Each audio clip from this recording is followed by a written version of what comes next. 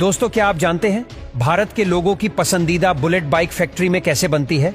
Royal Enfield की bullet bike एक ऐसी ब्रांड है जिसे हर कोई पसंद करता है। रॉयल एनफील्ड कंपनी सालाना 1 मिलियन यूनिट से ज्यादा बाइक बनाती है। लेकिन कैसे? चलिए जानते हैं। दोस्तों, बाइक को बनाने की शुरुआत भी उसके इंजन से की जाती है। रॉयल एनफील्ड के एक इंजन पर 100 से भी ज्यादा लोग काम कर रहे होते हैं, जिसमें सबसे पहले एक सीएनसी मशीन पहले इंजन के बाहरी हिस्सों को बनाती है। दोस्तों, 1912 से 2011 तक इस इंजन को लोहे से बनाया जा रहा था, लेकिन 2011 में कंपनी ने इसे बदलते हुए एल्यूमिनियम से बनाना शुरू कर दिया।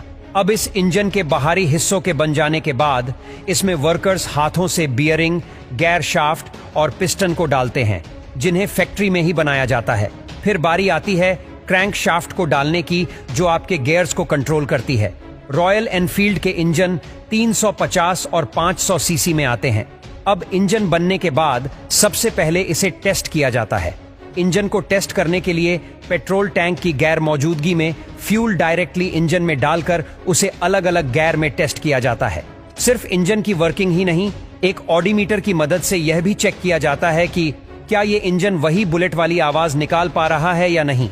उसके बाद बारी आती है पेट्रोल टैंक की। बुलेट का पेट्रोल टैंक 13.5 लीटर का होता है और इसे बनाने के लिए स्पेशल मशीन्स द्वारा पहले इसके 2 अलग अलग हिस्से बनाए जाते हैं, जिन्हें बाद में अच्छी तरह से वेल्ड कर दिया जाता है।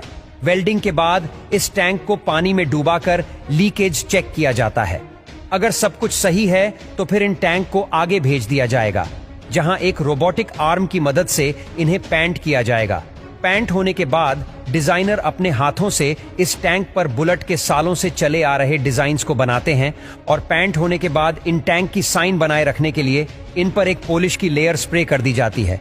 टैंक के बाद बारी आती है फ्रेम की, जिसे ट्यूबुलर स्टील से बनाया जाता है। इस फ्रेम को फिर पोस्ट पैड और बाकी केमिकल्स के मिक्सचर में डुबाकर इसे टफ बनाया जाता है, ताकि ये ज्यादा से ज्यादा समय तक चले और इस पर जंग न लगे। अब यहां से निकलने के बाद एक इलेक्ट्रिक करंट की मदद से इसे नेगेटिवली चार्ज फ्रेम पर एक पॉजिटिवली चार्ज पेंट की पतली सी लेयर चढ़ाई जाती है। इसके बाद फ्रेम को 10 मिनट तक 180 डिग्री सेल्सियस पर गर्म किया जाता है और गर्म होने के बाद एक पावर्ड कोट स्प्रे किया जाता है और फ्रेम के कांटेक्ट में आते ही वो मेल्ट होकर फ्रेम पर फैल जाता है। इन सब के बाद बारी आती है बाइक की असेंबली की। तो सबसे पहले बाइक के फ्रेम को रखा जाता है और उस पर इंजन को एडजस्ट किया जाता है। इंजन के लगने के बाद अगला नंबर आता है दोनों टायर लगाने का। टायर लगने के बाद फिर जैसे जैसे ये बाइक असेंबली लाइन के 20 अलग अलग स्टेशंस पर जाकर रुकती है। इसमें पहले शॉकर्स और फिर हेडलाइट्स जैसी चीजों को एम्प्लॉयज एडजस्ट करते रहते हैं। इसके बाद चेन सेट को लगाया जाता है और फिर वायरिंग देखी जाती है। सब हो जाने के बाद सबसे आखिर में पेट्रोल टैंक को फिट किया जाता है और एक बार फिर से सभी चीजों को दोबारा चेक किया जाता है और एक कंप्यूटर सिस्टम भी इस समय बाइक के एक एक बोल्ट पर नजर रखे हुए होता है। इस असेंबली लाइन से हर 30 मिनट में एक बाइक तैयार होकर निकलती है और अगर एक बाइक को बनाने का कुल समय देखा जाए तो एक बुलेट बाइक बनाने में लगभग 30 घंटे का समय लगता है। यहाँ पर अभी बाइक का काम खत्म नहीं हुआ है।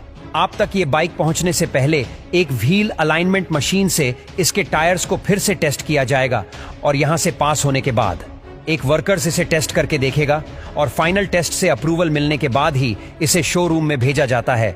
तो दोस्तों, ये थी बुलेट बाइक की पूरी मेकिंग प्रोसेस।